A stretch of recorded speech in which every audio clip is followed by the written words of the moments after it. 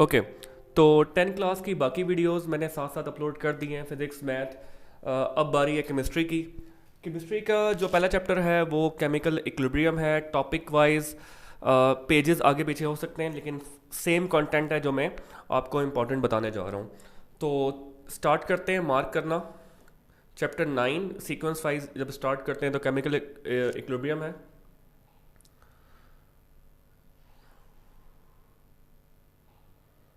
इसमें सबसे पहले आप बच्चों ने जो लाजमी चीज़ प्रिपेयर करनी है वो है केमिकल इक्विलिब्रियम की डेफिनेशन। ठीक है, ये केमिकल इक्विलिब्रियम की डेफिनेशन आ जाएगी। इसकी दो दो टाइप्स हैं, स्टैटिक एंड डायनामिक। ठीक है, ये शामिल है। ये तीनों डेफिनेशंस करनी है प्रिपेयर। ये ग्राफ अच्छे से तैयार करना है। इसके बाद फॉरवर्ड एंड रिवर्स रिएक्शन में जो डिफरेंस का टेबल है ये तैयार करना है। Macroscopic characteristics of dynamic equilibrium लाजमी 5-6 हैं शायद ये यस 5 हैं, ये लाजमी 5 की 5 प्रिपेयर करनी है। लॉ ऑफ मैथ सेक्शन पे आ जाएंगे आप लोग। Law of math section is very very very important, long question है ये पूरी इसकी जो डेरिवेशन है ये वाली, ये आपने अच्छे से प्रिपेयर करनी है। देन आप इक्विलिब्रियम कांस्टेंट का जो यूनिट है उसकी डेफिनेशन, केसी निकालते किस तरह हैं और केसी के यूनिट किस तरह लिखते हैं, इनकी प्रैक्टिस करनी है अच्छे से। अच्छा, अब इंपॉर्टेंस ऑफ केमिकल इक्विलिब्रियम के जो हेडिंग्स हैं, predicting the direction, predicting the extent of a reaction, ये लाजमी प्रिपेयर करना है। ठीक हो गया। मतलब एज अ होल ये वाला चैप्टर जो है आपने बिल्कुल 1 बाय 1 हर चीज़ प्रिपेयर करके जानी है, इसमें कुछ छोड़ना नहीं है। और आखिर में यहाँ पे ली चैटलियर प्रिंसिपल होगा कहीं पे, तो वो आपने उसकी डेफिनेशन तैयार करनी है, ली चैटलियर प्रिंसिपल। ठीक है, ली चैटलियर प्रिंसिपल, उसकी डेफिनेशन आपने प्रिपेयर करनी है। Okay, acid and bases, salts, इनमें डिफरेंस का टेबल, देन आर्हीनेस कॉन्सेप्ट की डेफिनेशन, और उसकी एक एग्जांपल कर लें ये वाली। ये बड़ी इजी एग्जांपल है, ये नज़र नहीं आ रही होगी आप लोगों को। ओके, ये वाली एग्जांपल कर लें। ठीक हो गया। इसी तरह बेस की डेफिनेशन और उसमें ये NaOH की example. Limitations of Arrhenius concept, very very important. Limitations आप बच्चों ने लाजमी प्रिपेयर करनी है। इसी तरह लॉरी ब्रॉन्स्टन कॉन्सेप्ट है या ब्रॉन्स्टन लॉरी कॉन्सेप्ट है, इसकी डेफिनेशंस एसिड एंड बेस की, और इसमें एग्जांपल या तो वाटर वाली कर लें या HCl वाली कर लें, ये प्रिपेयर करें। कंजुगेट एसिड एंड बेस की डेफिनेशन एक एग्जांपल मेंशन कर दें और उसमें नीचे आप लोग पॉइंट आउट कर देंगे कौन सा कंजुगेट एसिड है कौन सा बेस है। एम्फोटेरिक कंपाउंड्स यानी वाटर जैसे एम्फोटेरिक कंपाउंड है, इसकी डेफिनेशन और एग्जांपल ऊपर से ही पिक कर लें बिकॉज ऊपर भी वाटर यूज हो रहा है। इसके बाद लुविस एसिड एंड बेस की डेफिनेशन और ये वाला स्ट्रक्चर, या इसके नीचे वाटर वाला होगा, हाँ ये वाला NH3 वाला होगा, कोई एक स्ट्रक्चर अच्छे से प्रिपेयर कर लें।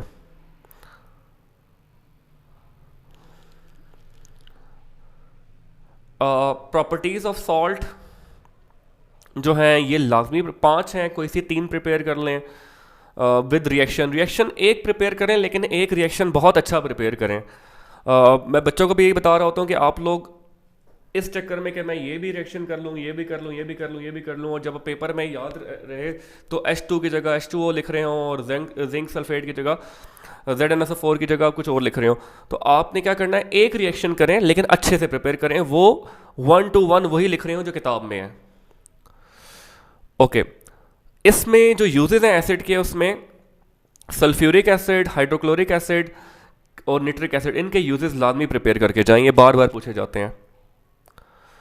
इसी तरह प्रॉपर्टीज ऑफ बेसिस हैं 5 हैं, आप कोई सी 3 ये 3 है, कोई सी 2 एक प्रिपेयर लाजमी करें। ठीक है, एक तो वो भी बन जाएगी जो एसिड के साथ रिएक्ट करें बेस को और बेस के साथ रिएक्ट करें एसिड को, वो दोनों में आप लिख सकते हैं।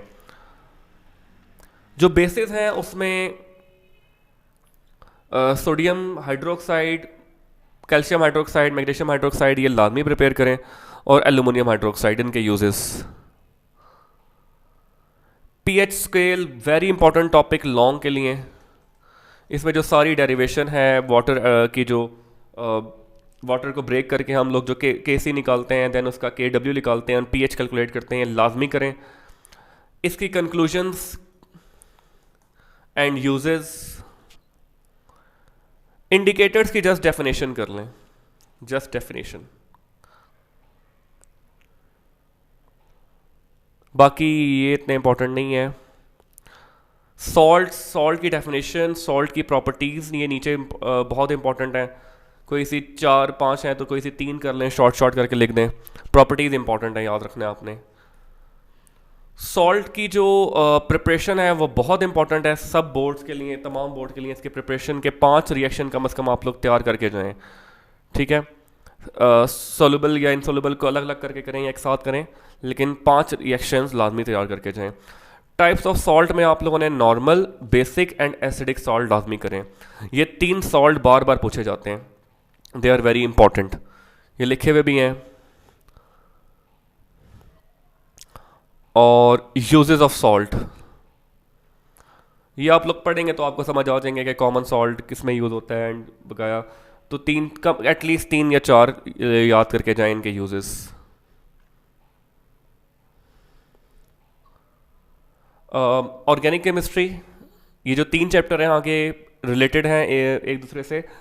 जो स्टार्टिंग में वाइटल फोर्स थ्योरी को ज़रा देख के जाइएगा आप लोग, वाइटल फोर्स थ्योरी, और कैसे वोलर ने इनऑर्गेनिक कंपाउंड से ऑर्गेनिक कंपाउंड प्रिपेयर किया था। इसका रिएक्शन लाजमी देखकर जाना है आप लोगों ने। ऑर्गेनिक कंपाउंड की जो है वो डेफिनेशन ऑफ कोर्स वो तो आपको आनी चाहिए, क्योंकि आगे इसी से हमने डील करना है। अच्छा, ये जो 4 हैं, मॉलिक्यूलर फार्मूला, स्ट्रक्चर फार्मूला, इसकी डेफिनेशंस करें इनकी, और एक या दो एग्जांपल्स लिख लें। 2 एग्जांपल्स लिख लें मॉलिक्यूलर फार्मूला की, जैसे ब्यूटेन, पेंटेन, हेक्सेन, कोई से भी 2-3 लिख दें, और 2 फार्मूले लिख दें स्ट्रक्चर के, हेप्टेन, आइसोब्यूटेन, कोई भी।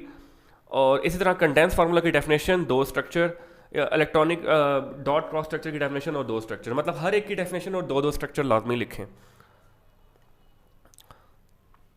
अच्छा, ये बच्चों आप लोगों ने प्रिपेयर करके जाना है कि ये 10 नाम आने चाहिए, इनके स्ट्रक्चर आने चाहिए।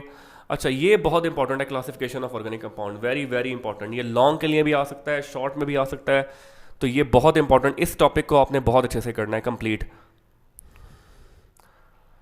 इसमें कैटिनेशन की डेफिनेशन और इसके 2 बेसिक पॉइंट, बाकी लीव कर दें, बाकी इतना इंपॉर्टेंट नहीं है। आइसोमेरिज्म वेरी वेरी इंपॉर्टेंट, ये आगे प्रॉपर्टीज़ में भी आएगा, तो ये आपने अच्छे से प्रिपेयर करना है।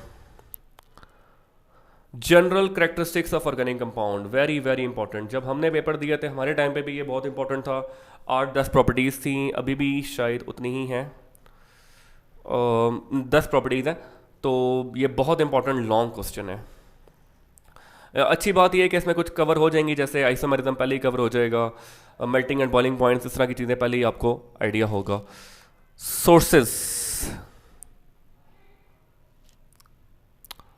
सोर्सेज में पेट्रोलियम एंड नेचुरल गैस अच्छे से करिएगा, petroleum and natural gas. Uses of organic compound important है शॉर्ट के लिए। इनकी डेफिनेशन कर लें, definition of alkane and alkyl radical, और इनमें डिफरेंस क्या है।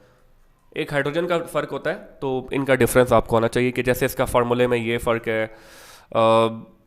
ठीक है, वो रिएक्टिव ज़्यादा होता है, वन रिएक्टिव होता है, एंड सो ऑन की डेफिनेशन के साथ। Functional groups very important, long short ये सब में एमसीक्यूज, बहुत इंपॉर्टेंट टॉपिक है फंक्शनल ग्रुप्स का।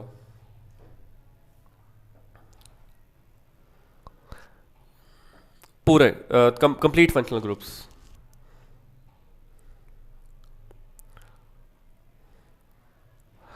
अच्छा, ये जो एंड में टेस्ट दिए हुए हैं, इनमें एक टेस्ट है जो कि अनसैचुरेशन को चेक करता है। ये लाजमी टेस्ट आपने तैयार करके जाना है, ये bromine water test and Baeyer's test. ये 2 टेस्ट बहुत इंपॉर्टेंट है, बाकी भी देख लीजिएगा, लेकिन ये 2 टेस्ट, बेयर्स टेस्ट तो लाजमी पूछा जाता है पेपर में। इनकी कंक्लूजन भी कि कैसे कंक्लूड करते हैं कि ये बेयर्स टेस्ट में आता है। कार्बोनाइल कार्बन का टेस्ट भी है, वो भी इधर ही आपको मिल जाएगा कहीं ना कहीं। ठीक है, एल्डिहाइडिक, हाँ ये रहा कार्बोक्सिल ग्रुप का। तो बहरहाल लेकिन ये जो बेयर टेस्ट है ये बहुत इंपॉर्टेंट है। हाइड्रोकार्बन्स, ये चैप्टर मैं वैसे इंपॉर्टेंट इंडिकेट करवाता हूँ, लेकिन ये कि कोशिश करें कि कंप्लीट करें चैप्टर नंबर 1, और वो जो मतलब जो इक्विलिब्रियम वाला था वो, और ये कंप्लीट करें। इसमें से आप एक लाइन भी ना छोड़ के जाएं तो बेहतर है। इस जो चैप्टर की साख्त इस तरह की होगी कि अच्छा, स्टार्टिंग में आपके पास सैचुरेटेड अनसैचुरेटेड की डेफिनेशंस करें और दो दो तीन तीन एग्जांपल लिख दें। अच्छा, ये जो इस स्टार्टिंग में ओपन चेन है ये आप ऑलरेडी कवर कर चुके होंगे पिछले टॉपिक से, पिछले चैप्टर से, सॉरी। सैचुरेटेड अनसैचुरेटेड की डेफिनेशन और एक एग्जांपल। अल्केन, इनकी प्रॉपर्टीज़, ये चैप्टर बहुत इंपॉर्टेंट है, ये सारा प्रिपेयर करें तो बेहतर, इसमें कुछ भी ना छोड़ के जाएं। ये मतलब ये रिएक्शन भी पिछली दफ़ा एक दो दफ़ा लॉन्ग में आया हुआ है। अब हिसाब लगाएं कि अगर ये इतना सा टॉपिक जो है जिसमें आपने 4 रिएक्शन करने, ये लॉन्ग में आ सकता है, तो ये इस बार भी इस तरह हो सकता है। अब लेकिन इसमें जो मोस्ट इंपॉर्टेंट चीज़ें हैं ना, वो ये 2 रिएक्शन है जो एंड में आते हैं। एक ये वाला reaction of KMnO4 with alkenes, double bond के साथ आपने KMnO4 को रिएक्ट करना है। इसी तरह KMnO4 का रिएक्शन होगा ट्रिपल बॉन्ड के साथ। तो ये दोनों रिएक्शन बहुत इंपॉर्टेंट है। KMnO4 का रिएक्शन जो 2 हैं अल्कीन अल्काइन, दोनों इंपॉर्टेंट है, लेकिन मेरा मशवरा ये है कि ये चैप्टर पूरा 1 बाय 1 एक एक स्टेप याद करके जाएं, तैयार करके जाएं। इसमें मैं कोई इंपॉर्टेंट इंडिकेट नहीं कर रहा। बायोकेमिस्ट्री,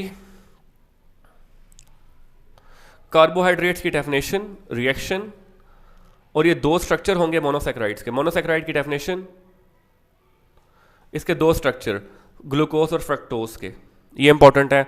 ओलिगोसैकेराइड की डेफिनेशन रिएक्शन कर लें तो बेहतर है। पॉलीसैकेराइड की डेफिनेशन, यूजेस एनी 3 कर लें, 3 to 4।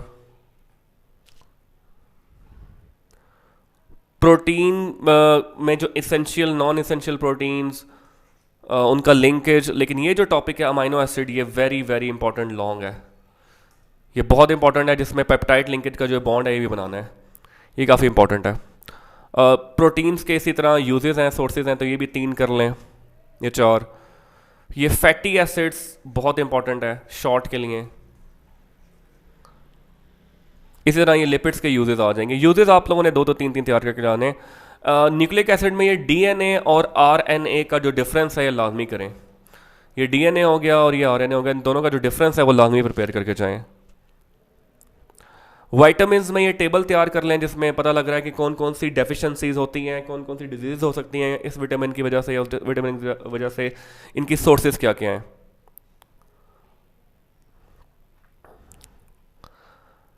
Environmental chemistry and atmosphere, जो कंपोजिशन है एटमॉस्फेयर की ये आपको आनी चाहिए कि कौन कौन सी गैस से कौन एटमॉस्फेयर में कितना उनका रोल है, कितना जो उनकी टोटल परसेंटेज है वो कंट्रीब्यूट करती है। लेयर्स में आप लोगों को, जैसे ये लेयर्स हैं, आप लोगों को इनका पता होना चाहिए कि ट्रोपोस्फेयर, स्ट्रेटोस्फेयर, मीजोस्फेयर, ये कहाँ कहाँ कितना कितना रीजन है, कितना कितना टेम्परेचर होता है, और ओजोन किस में पाई जाती है, कौन सा सन वाली रेस को ब्लॉक करता है, एटसेट्रा। मतलब ये अगर ये इस पैराग्राफ की फॉर्म के बजाय अगर आप पॉइंट्स में करके लिखें, 4 4 5 5 पॉइंट इन पांचों के तैयार करें, ट्रोपो के भी 5, स्ट्रेटो के और 5 ये बाकी के, तो ये अच्छा रहेगा क्योंकि ये लेयर्स में से सवाल पूछे जाते हैं। ठीक है, तो इनके 5 5 पॉइंट, टेम्परेचर लिख दें, रीजन लिख दें, क्या कहते हैं किलोमीटर लिख दें, कितने किलोमीटर का वेरी कर रहे हैं, और कौन ऊपर है, फिर उससे ऊपर कौन है। प्लूटेंट्स जो हैं इनमें जो डिफरेंस है सेकेंडरी और प्राइमरी का, ये इंपॉर्टेंट है। ग्लोबल वार्मिंग इंपॉर्टेंट टॉपिक है, लॉन्ग में शॉर्ट में आ सकता है। ये पूरा ग्लोबल वार्मिंग बच्चों आप लोगों ने करना है विद डायग्राम कि किस तरह ये रेस को ब्लॉक करता है। इफेक्ट्स इंपॉर्टेंट है ग्लोबल वार्मिंग के, ये तो अपने पास से भी लिखे जा सकते हैं। इस तरह आगे ओजोन डिप्लेशन आएगा, acid rain important, ozone depletion important. ये इस तरह की global warming, acid rain, ozone depletion, ये तीनों इंपॉर्टेंट टॉपिक है। इसमें ये सारा क्लोरीन का सब कुछ लिखना है। इफेक्ट्स ओजोन डिप्लेशन के इंपॉर्टेंट है। ये वाटर, प्रॉपर्टीज़ ऑफ वाटर आप लोग प्रिपेयर करके जाएं, वाटर की जो कितनी ऑकरेंस है वो चीज़ें जो शॉर्ट के लिए प्रिपेयर करनी है, ये लॉन्ग में नहीं आएंगी लेकिन प्रिपेयर करनी है। Water as a universal solvent, very important topic, कि क्यों water as a universal solvent use होता है, क्यों उसके अंदर कैसी बॉन्डिंग है, कि क्या इस तरह का उसका बिहेवियर होता है। हाइड्रोजन बॉन्डिंग का इफेक्ट आपको पता होना चाहिए। Soft water and hard water में डिफरेंस। अच्छा, ये है causes of hardness in water, ये लाजमी करके जाना है, ये रिएक्शन समेत, कि कैसे कैसे पहले कार्बन डाइऑक्साइड मिक्स होती है, फिर कैल्शियम कार्बोनेट और मैग्नीशियम कार्बोनेट होकर मिक्स होकर वाटर को हार्ड बना देते हैं, फिर उनके रिमूवल के मेथड, कि कैसे जो टाइप्स हैं टेम्परेरी और परमानेंट को रिमूव किस तरह करते हैं, ये बहुत इंपॉर्टेंट है। ये जो मेथड्स हैं टेम्परेरी को और हार्ड परमानेंट को remove, Clark method, washing soda, sodium zeolite add करना, ये चारों मेथड इंपॉर्टेंट है। ये तीन एडवांटेजेस या डिसएडवांटेजेस कर लें, ये इतना इंपॉर्टेंट टॉपिक नहीं है। ये लाजमी करें कि एग्रीकल्चरल इफ्लुएंस और effects of water pollution. Disease जो हैं 8 या 9 हैं, कोई सी 5-6 डिजीज़ करें, 4 से 5 डिजीज़ करके जाएं, ये आ जाती हैं कभी कभी।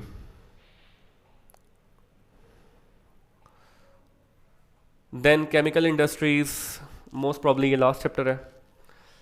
इसमें ये जो बेसिक मेटलर्जिकल ऑपरेशन हैं ये इंपॉर्टेंट है, जिसमें मिनरल्स ओर्स, मेटलर्जी सेपरेट किस तरह करते हैं। इसमें अक्सर जो पूछा जाता है वो रोस्टिंग एंड स्मेल्टिंग में डिफरेंस पूछा जाता है, तो इस शॉर्ट में तो ये आपने शॉर्ट में प्रिपेयर करके जाना है। देन लास्ट 2 टॉपिक बता देता हूँ मैं। अच्छा, ये पूरा आपने करना है, ये रिफाइनिंग वगैरह सारा इंक्लूड है। सॉल्वे अमोनिया प्रोसेस, ये सॉल्वे प्रोसेस कंप्लीट लॉन्ग के लिए प्रिपेयर करें। ये जो बच्चे अभी स्टैंड अप वगैरह दे रहे हैं तो उनके भी बार बार ये टॉपिक आ रहा होगा पेपर में, और यूरिया वाला होगा, ये एडवांटेज तक सारा सॉल्वे अमोनिया प्रोसेस करके जाना है। और मैन्युफैक्चर ऑफ यूरिया, ये भी इंपॉर्टेंट है। ये लास्ट इंपॉर्टेंट टॉपिक है मैन्युफैक्चर ऑफ यूरिया इस किताब का। आगे इतना कोई ख़ास इंपॉर्टेंट टॉपिक नहीं है। एक दफ़ा ये कंट्रीब्यूशन देख लीजिएगा कि पेट्रोलियम और ये ईथर एंड गैसोलीन क्या, इनके यूजेस क्या क्या हैं और ये किस टेम्परेचर पे अपनी कंपोजिशन वेरी करते हैं। तो डेट्स इट, ये आप लोगों के 10 क्लास के इंपॉर्टेंट टॉपिक्स थे।